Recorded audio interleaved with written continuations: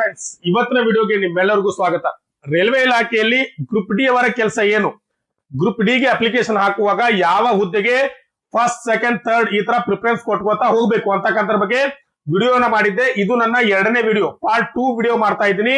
Part 1 ದಲ್ಲಿ ಪ್ರಮುಖವಾದಂತ ಕೆಲವೊಂದು ಹುದ್ದೆಗಳ ಮಾಹಿತಿಯನ್ನ ಕೊಟ್ಟಿದ್ದೆ. ಅದ್ರ ಬಗ್ಗೆ ನಿಮಗ ಮಾಹಿತಿ ಬೇಕಂದ್ರೆ ನನ್ನ ಚಾನಲ್ ಅಲ್ಲಿ ಇದೆ, ಅದನ್ನು ಸಹ ಹೋಗಿ ನೋಡ್ಕೊಡ್ರಿ. ಯಾಕಂದ್ರೆ ಅತಿ ಹೆಚ್ಚು ಹುದ್ದೆಗಳು ಅದರಲ್ಲಿ ಇದಾವೆ. ಇನ್ನ ನನ್ನ ಕಮೆಂಟ್ ಬಾಕ್ಸ್ ಅಲ್ಲಿ ಕೆಲವೊಂದು ಜನ ಏನ್ ಮಾಡಿದ್ರೆ ಕಮೆಂಟ್ ಅನ್ನ ಮಾಡಿದ್ರಿ, ಸರ್ ಇನ್ನು ಉಳಿದಿರ್ತಕ್ಕಂಥ ಹುದ್ದೆಗಳು ಯಾವ್ಯಾವ ಅದ್ರ ಬಗ್ಗೆನೂ ಮಾಹಿತಿ ಕೊಡ್ರಿ ಅಂತ ಹೇಳಿದ್ರಿ. ಅದ್ರ ಬಗ್ಗೆನೂ ಈ ವಿಡಿಯೋದಲ್ಲಿ ಮಾಹಿತಿಯನ್ನು ನೋಡೋಣ. ಮತ್ತೆ ನನ್ನ ಮೊದಲನೇ ವಿಡಿಯೋಗೆ ಒಳ್ಳೆ ರೀತಿಯಿಂದ ರೆಸ್ಪಾನ್ಸ್ ಎಲ್ಲರೂ ಕೊಟ್ಟಿದ್ರಿ, ಅದಕ್ಕೆ ನಿಮ್ಮೆಲ್ಲರಿಗೂ ಧನ್ಯವಾದಗಳನ್ನು ಹೇಳ್ತೀನಿ.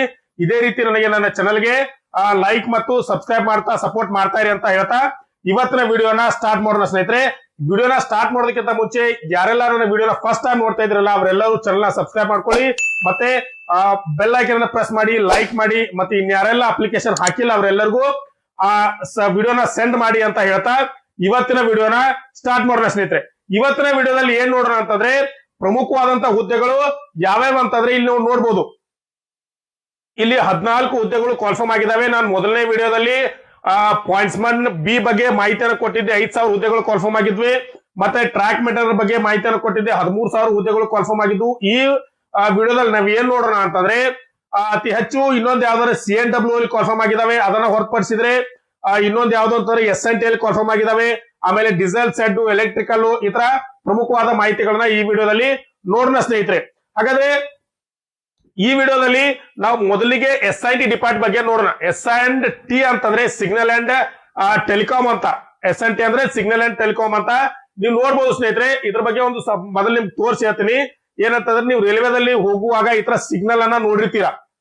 ಇದೇ ಸಿಗ್ನಲ್ ನ ವ್ಯವಸ್ಥೆ ಮೇಲೆ ರೈಲ್ವೆ ಇಲಾಖೆ ಡಿಪೆಂಡ್ ಆಗಿರ್ತದೆ. ಯಾಕಂದ್ರೆ ಈ ಸಿಗ್ನಲ್ ಯಾವ ರೀತಿ ಇರ್ತದೆ ಅನ್ನೋದ್ರ ಮೇಲೆ ರೈಲ್ವೆ ಮುಂದೆ ಹೋಗ್ಬೇಕು ಅಥವಾ ಹೋಗ್ಬಾರ್ದು ಅಂತಕ್ಕಂಥ ಒಂದು ನಿರ್ಧಾರವನ್ನ ಲೋಕೋ ಪೈಲಟ್ ಮಾಡಿರ್ತಾರೆ. ಯಾಕಂದ್ರೆ ಒಂದ್ ವೇಳೆ ಸಿಗ್ನಲ್ ಏನಾದ್ರು ರೆಡ್ ಇತ್ತಂದ್ರೆ ರೈಲ್ವೆ ಅಲ್ಲಿಂದ ಮುಂದೆ ಕದಲೋದಿಲ್ಲ. ಯಾಕಂದ್ರೆ ಮುಂದೆ ನಿಮಗೆ ಹೋಗ್ಲಿಕ್ಕೆ ಪರ್ಮಿಷನ್ ಇಲ್ಲ, ನೀವು ಅಲ್ಲೇ ನಿಂದ್ರಿಸ್ಬೇಕಂತ ಮಾಹಿತಿಯನ್ನ ಈ ಸಿಗ್ನಲ್ ಕೊಡ್ತದೆ. ಹಾಗಾದ್ರೆ ಈ ಸಿಗ್ನಲ್ ಯಾವ ರೀತಿ ಮೇಂಟೈನ್ ಆಗ್ತದೆ, ಇದನ್ನ ಯಾರ ನಿಭಾಯಿಸ್ತಾರೆ, ಮತ್ತೆ ಇದನ್ನ ಯಾವ ರೀತಿ ಆಪರೇಟ್ ಮಾಡ್ತಾರೆ, ಈ ಎಲ್ಲರ ಕೆಲಸ ಯಾರ ಮೇಲೆ ಇರ್ತೈತೆ ಅಂತಂದ್ರೆ ಈ SNT ಡಿಪಾರ್ಟ್ಮೆಂಟ್ ಮೇಲೆ ಇರ್ತದೆ ಸ್ನೇಹಿತರೆ. ಇಲ್ಲಿ ಮೊದಲಿಗೆ ಅವರ ಕೆಲಸ ಏನಂತಂದ್ರೆ ಸಂಕೇತ ವ್ಯವಸ್ಥೆಯ ಸ್ಥಾಪನೆ ಮತ್ತು ನಿರ್ವಹಣೆ, installation of maintenance and signal system. ಅಂದ್ರೆ ಏನ್ ನಾವು ಈ ಸಿಗ್ನಲಿಂಗ್ ನೋಡ್ತೀವಲ್ಲ, ಈ ಸಿಗ್ನಲಿಂಗ್ ನ ಸಿಸ್ಟಮ್ ಅನ್ನ ಮೇಂಟೈನ್ ಮಾಡುದು ಮತ್ತೆ ಇನ್ಸ್ಟಾಲೇಷನ್ ಮಾಡುದು, ಇದನ್ನ ಏನ್ ರಿಪೇರಿ ಬಂತಂತಂದ್ರೆ ಅದನ್ನ ಹೋಗಿ ಸರಿಯಾದ ರೀತಿಯಲ್ಲಿ ದುರಸ್ತಿ ಮಾಡುವುದು ಇವರ ಇಂಪಾರ್ಟೆಂಟ್ ಆದಂತ ಕೆಲಸ ಇರ್ತದೆ ಸ್ನೇಹಿತರೆ.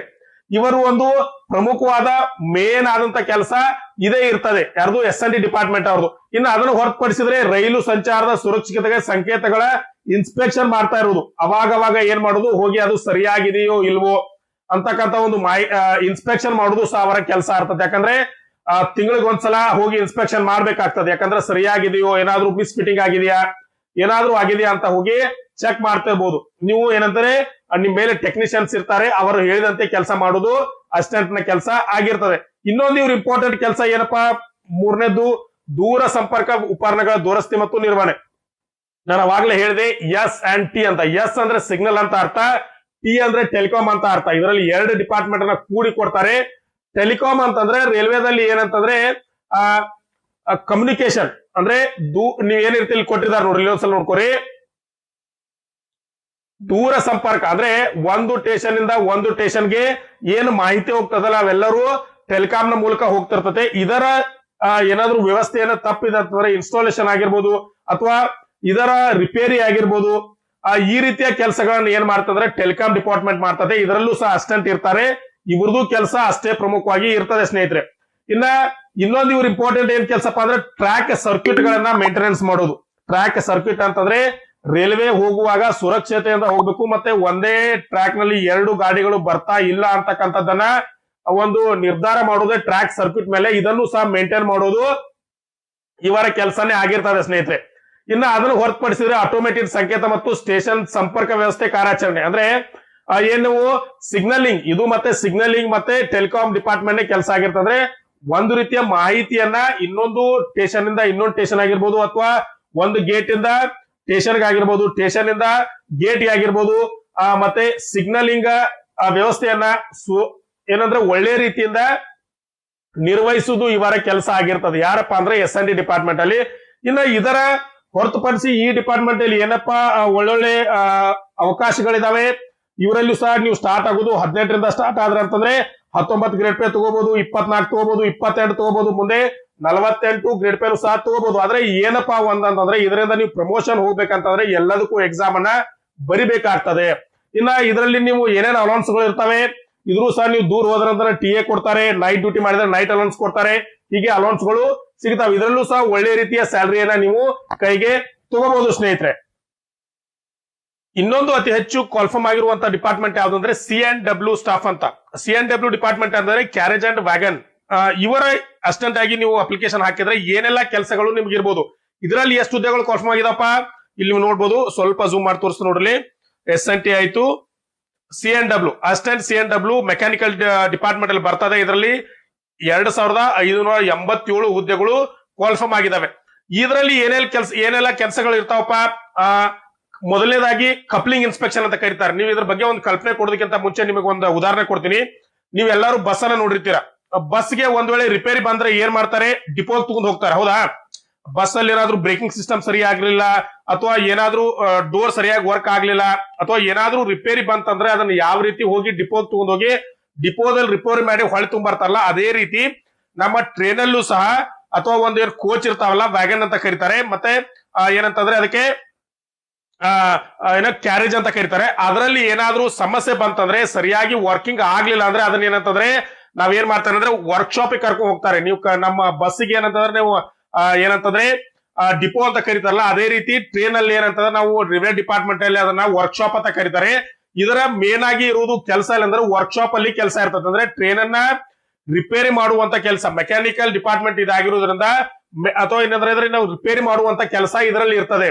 ನೀವು ಇಲ್ಲಿ ನೋಡ್ಬೋದು, ಮೊದಲನೇದಾಗಿ ಕಪ್ಲಿಂಗ್ ಪರಿಶೀಲನೆ ಅಂದ್ರೆ ರೈಲ್ವೆ ಯಾವ ರೀತಿ ಇಲ್ಲಿ ನೋಡ್ರಿ, ಮೊದಲನೇದಾಗಿ ಕಪ್ಲಿಂಗ್ ಸರಿಯಾಗಿ ಆಗ್ತಾ ಇದೆಯಲ್ಲೋ, ಅಥವಾ ಸರಿಯಾಗಿ ಟ್ರೈನ್ ಅಲ್ಲಿ ಬ್ರೇಕಿಂಗ್ ವ್ಯವಸ್ಥೆ ಸರಿಯಾಗಿ ಆಗ್ತಾ ಇದೆಯಲ್ಲೋ, ಅಥವಾ ಯಾವ ರೀತಿಯ ಡೋರ್ಗಳು ಕಿಟಕಿಗಳು ಈ ತರ ಬೇರೆ ಬೇರೆ ಸರಿಯಾಗಿ ವರ್ಕ್ ಆಗ್ತಾ ಇದಾವಿಲ್ಲೋ, ಮತ್ತೆ ಈ ರೀತಿಯ ಟ್ರೈನ್ ಒಂದು ಏನಾದ್ರೂ ವರ್ಕ್ಶಾಪ್ ಇರ್ತದೆ, ವರ್ಕ್ಶಾಪ್ ಅಲ್ಲಿ ಈ ರೀತಿಯ ಕೆಲಸಗಳು ಇದರಲ್ಲಿ ಇರ್ತದೆ. ಸಿಂಪಲ್ ಆಗಿ ನೀವು ಅರ್ಥ ಮಾಡ್ಕೊಳ್ಬಹುದು. ಟ್ರೈನ್ಗೆ ಏನಾದ್ರೂ ಆತಂದ್ರೆ ಮೆಕ್ಯಾನಿಕಲಿ ಏನಾದ್ರೂ ಆಗಿತ್ತಂದ್ರೆ ಅದನ್ನ ರಿಪೇರಿ ಮಾಡುವಂತ ಕೆಲಸ ನಿಮ್ಮದಾಗಿರ್ತದೆ. ನಿಮ್ಮ ಮೇಲೆ ಅಸಿಸ್ಟೆಂಟ್ ಮತ್ತೆ ಸೂಪರ್ವೈಸರ್, ಇಂಜಿನಿಯರ್ ಎಲ್ಲರೂ ಇರ್ತಾರೆ. ಅದನ್ನ ಅವರ ಹೇಳಿದಂತ ನೀವು ಕೆಲಸ ಮಾಡೋದು ಇದಾಗಿರ್ಬೋದು.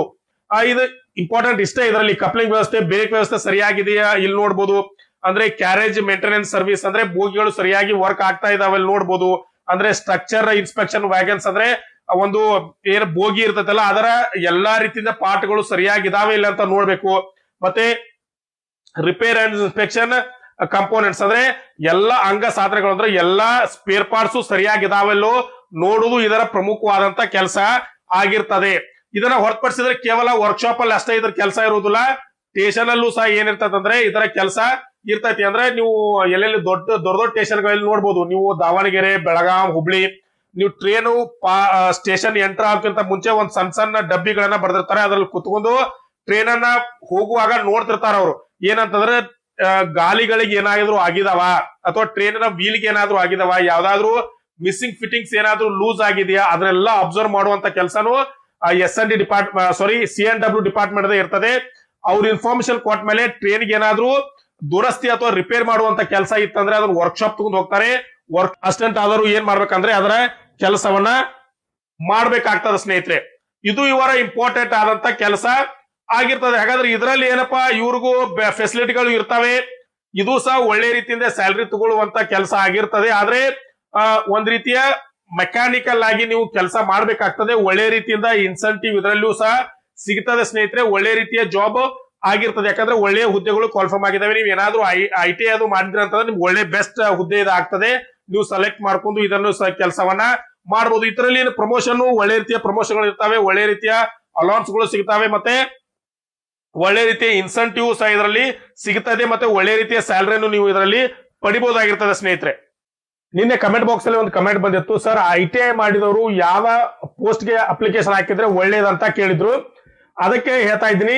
ಇಲ್ಲಿ ನೋಡ್ಬೋದು ಸ್ನೇಹಿತರೆ, ನೀವು SNT ಆಯ್ತು, ಈಗಾಗಲೇ C&W ಹೇಳಿದೀನಿ.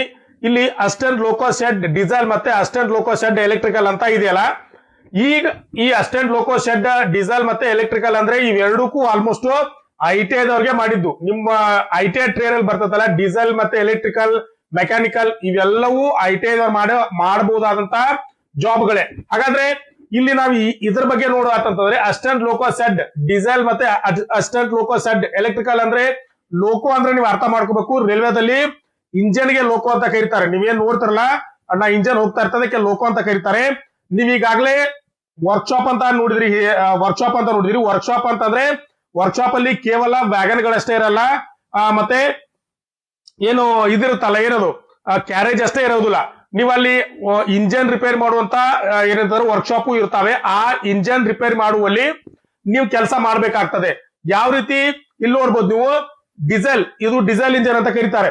ಇಂಜಿನ್ ಅಲ್ಲಿ ಎರಡು ರೀತಿಯ ಇಂಜಿನ್ ಇರ್ತಾವೆ. ಒಂದು ಎಲೆಕ್ಟ್ರಿಕಲ್ ಇಂಜಿನ್ ಇರುತ್ತೆ, ಇನ್ನೊಂದು ಡೀಸೆಲ್ ಇಂಜಿನ್ ಇರುತ್ತೆ. ನೀವಾಗಲೇ ಎಲ್ಲ ಸ್ಟೇಷನ್ ಅಲ್ಲಿ ನೋಡಿರ್ತೀರಾ. ಇಂಜನ್ ಯಾವ್ದಂತಾರೆ ಇಂಜಿನ್ ಡೀಸೆಲ್ ಇಂದ ಓಡ್ತಂದ್ರೆ ಅದಕ್ಕೆ ಡೀಸೆಲ್ ಇಂಜಿನ್ ಅಂತ ಕರೀತಾರೆ. ಎಲೆಕ್ಟ್ರಿಕಲ್ ಮೇಲೆ ಹೋಗೋದಕ್ಕೆ ಈ ತರ ಎಲೆಕ್ಟ್ರಿಕಲ್ ಇಂಜಿನ್ ಇರ್ತಾವೆ. ಈ ತರ ಎಲೆಕ್ಟ್ರಿಕಲ್ ಮೇಲೆ ಹೋಗೋದಿತ್ತಂದ್ರೆ ಎಲೆಕ್ಟ್ರಿಕಲ್ ಇಂಜಿನ್ ಅಂತ ಕರೀತಾರೆ.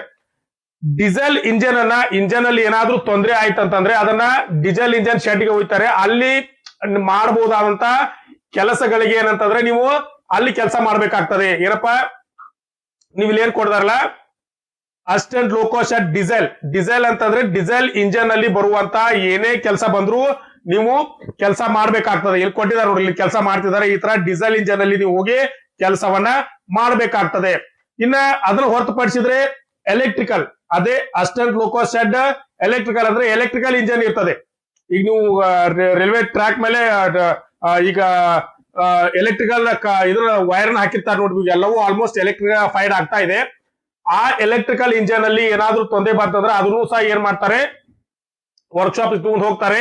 ಅಲ್ಲಿ ಏನಾಯ್ತಂದ್ರೆ ಇಂಜಿನ್ ಅನ್ನ ರಿಪೇರ್ ಮಾಡ್ತಿರ್ತಾರೆ. ಅವಾಗ ನೀವು assistant loco shed electrical appointment ಆಗಿದ್ರಿ ಅಂತಂದ್ರೆ ನೀವು ಎಲೆಕ್ಟ್ರಿಕಲ್ ಇಂಜಿನ್ ಅಲ್ಲಿ ಕೆಲಸವನ್ನ ಮಾಡ್ಬೇಕಾಗ್ತದೆ ಸ್ನೇಹಿತರೆ. ಇದು ಎರಡು ಇಂಪಾರ್ಟೆಂಟ್ ಹುದ್ದೆಗಳ ಆಯ್ತು. ಅದು ಅಸಿಸ್ಟೆಂಟ್ ಲೋಕೋ ಶೆಡ್, ಆಮೇಲೆ assistant loco shed electrical diesel ಮತ್ತೆ ಎಲೆಕ್ಟ್ರಿಕಲ್ ಎರಡು ಆಯ್ತು. ಇನ್ನೊಂದಿದ್ರ ಕೆಳಗಡೆ ಕೊಡ್ತಾರೆ ಅಸಿಸ್ಟೆಂಟ್ ಆಪರೇಷನ್ ಎಲೆಕ್ಟ್ರಿಕಲ್ ಅಂತ ಕೊಡ್ತಾರೆ. ಇದು ಸಹ ನೀವು ಎಲೆಕ್ಟ್ರಿಕಲ್ ಯಾರಾದ್ರೂ ITI ಮಾಡಿದ್ರೆ ತುಂಬಾ ಉಪಯೋಗ ಬರ್ತದೆ. ಇಲ್ಲಿ ಇದಕ್ಕೊಂದು ಸಪರೇಟ್ ಚಾರ್ಟ್ ಕೊಟ್ಟು ಹೇಳ್ತಾರೆ ನೋಡ್ಲಿ.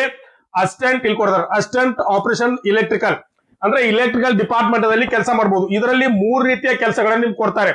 ಒಂದನೇದ್ದು ಜನರಲ್ ಸರ್ವಿಸ್ ಅಂತಂದ್ರೆ ಈ ನಮ್ಮ ರೈಲ್ವೆ ಡಿಪಾರ್ಟ್ಮೆಂಟ್ ಅಲ್ಲಿ ಆಫೀಸ್ಗಳಿಗೆ ಮತ್ತೆ ಈಗ ಬೇರೆ ಬೇರೆ ದೊಡ್ಡ ದೊಡ್ಡ ಆಫೀಸ್ ಹತ್ತಾವಲ್ಲಿ ಏನಾದ್ರೂ ಎಲೆಕ್ಟ್ರಿಕಲ್ ಕೆಲಸಗಳಿಗೆ ತರ ವೈರ್ ನ ಜೋಡಿಸಬಹುದಾಗಿರ್ಬೋದು, ಫ್ಯಾನ್ ರಿಪೇರಿ ಆಗಿರ್ಬೋದು, ಲೈಟ್ ನ ಫಿಕ್ಸ್ ಮಾಡೋದಾಗಿರ್ಬೋದು, ಹೀಗೆ ಬೇರೆ ಬೇರೆ ಕೆಲಸಗಳಿಗೆ ನೀವು ಕೆಲಸವನ್ನ ಹಾಕ್ಲಿಕ್ಕೆ ನಿಮ್ಮನ್ನ ಬಳಸ್ತಾರೆ. ಯಾವುದು ಜನರಲ್ ಸರ್ವಿಸ್ ನಲ್ಲಿ. ಆದ್ರೆ ಇನ್ನು ಪ್ರೊಡಕ್ಷನ್ ಯೂನಿಟ್ ಅಂದ್ರೆ ಹೊಸದಾಗಿ ಏನಾದ್ರೂ ವಸ್ತುಗಳು ತಯಾರಾಗ್ತಾ ಇದ್ರೆ ಅಂದ್ರೆ ಇಂಜಿನ್ ಗಳು ತಯಾರಾಗ್ತಿರ್ಬೋದು ಅಥವಾ ವ್ಯಾಗನ್ ಗಳು ತಯಾರಾಗ್ತಿರ್ಬೋದು, ಅಲ್ಲಿ ನಿಮ್ಮ ಎಲೆಕ್ಟ್ರಿಕಲ್ ನಿಮ್ಮನ್ನ ಬಳಸ್ಕೋಬಹುದು. ವರ್ಕ್ಶಾಪ್ ಅಂದ್ರೆ ಏನು, ಈಗಾಗಲೇ ವಸ್ತು ಇದೆ ಅದನ್ನ ಏನಾದ್ರೂ ರಿಪೇರಿ ಬಂತಂದ್ರೆ ತಗೊಂಡು ಹೋದಲ್ಲಿ ಏನಾದ್ರು ಫ್ಯಾಕ್ಟ್ರಿ ಅಂತ ನಾವೇನ್ ಕನ್ನಡದಾಗ ಕರಿತೀವಲ್ಲ ವರ್ಕ್ಶಾಪ್ ಅಂತ ಕರಿತೀವಿ, ಅಲ್ಲಿ ಕೆಲಸವನ್ನ ಮಾಡ್ಲಿಕ್ಕೆ ಕರೀತಾರೆ. ಅಂದ್ರೆ 3 ಕಡೆ ನಿಮ್ಮನ್ನ ಬಳಸ್ಕೋಬಹುದು. ಯಾವುದು ಅಸಿಸ್ಟೆಂಟ್ ಆಪರೇಷನ್ ಎಲೆಕ್ಟ್ರಿಕಲ್ ಡಿಪಾರ್ಟ್ಮೆಂಟ್ ದವ್ರನ್ನು ಜನರಲ್ ಸರ್ವಿಸ್ ಕೊಡಬಹುದು, ಪ್ರೊಡಕ್ಷನ್ ಯೂನಿಟ್ ಅಲ್ಲಿ ಯೂಸ್ ಮಾಡ್ಕೋಬಹುದು, ವರ್ಕ್ಶಾಪ್ ಅಲ್ಲಿ ಯೂಸ್ ಮಾಡ್ಕೋಬಹುದು.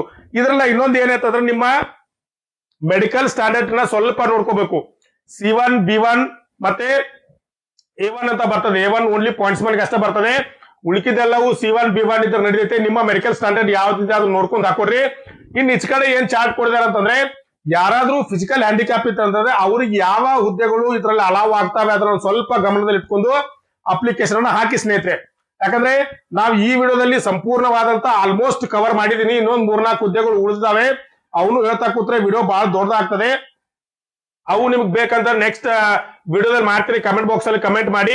ಆಲ್ಮೋಸ್ಟ್ ಸಂಪೂರ್ಣವಾದ ವಿಡಿಯೋ ಮಾಹಿತಿಯನ್ನ ಈ ವಿಡಿಯೋದಲ್ಲಿ ನಿಮ್ಗೆ ಕೊಟ್ಟಿದ್ದೀನಿ ಅನ್ಕೋತೀನಿ. ಈ ವಿಡಿಯೋ ನಿಮ್ಗೆ ಇಷ್ಟ ಆಗಿತ್ತಂದ್ರೆ ಚಾನಲ್ ಸಬ್ಸ್ಕ್ರೈಬ್ ಮಾಡ್ಕೊಳ್ಳಿ. ಅಲ್ಲೇ ಪಕ್ಕದಲ್ಲಿರೋ ಬೆಲ್ ಐಕನ್ ಪ್ರೆಸ್ ಮಾಡಿ, ಲೈಕ್ ಮಾಡಿ. ಇನ್ನೂ ಯಾರು ನಿಮ್ಮ ಫ್ರೆಂಡ್ಸ್ ಗಳ ವಿಡಿಯೋ ಅಪ್ಲಿಕೇಶನ್ ಹಾಕಿಲ್ಲಲ್ಲ ಅವ್ರಿಗೆಲ್ಲರೂ ಈ ವಿಡಿಯೋನ ಶೇರ್ ಮಾಡಿ ಅಂತ ಹೇಳ್ತಾ ಇವತ್ತಿನ ವಿಡಿಯೋನ ಇಲ್ಲೇ ಮುಗಿಸೋಣ. ನಮಸ್ಕಾರ ಸ್ನೇಹಿತರೆ.